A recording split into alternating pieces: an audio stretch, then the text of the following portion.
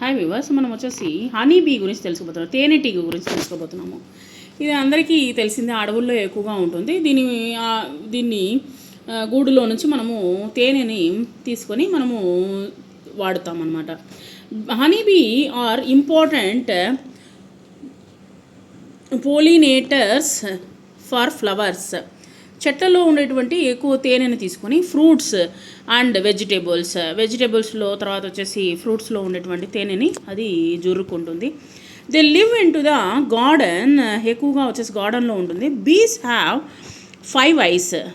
మొత్తం వచ్చేసి 5 కళ్ళు ఉంటాయి దీనికి. Bs are insects. ఇది వచ్చేసి పురుగులు. So they have 6 legs. దీనికి వచ్చేసి 6 కాళ్ళు ఉంటాయన్నమాట.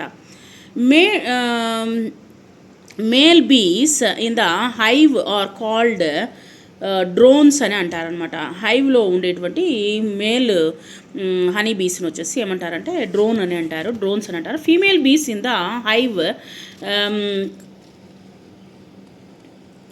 వాటిని ఏమంటారంటే ఎక్సెప్ట్ ద క్వీన్ తప్పనిచ్చి మిగిలినవన్నీ వచ్చేసి ఆర్ కాల్డ్ వర్కర్ బీస్ అని అంటారనమాట. All honey bees are social and cooperative insects. Cooperate చేసేటువంటి ఇన్సెక్ట్స్ అనమాట.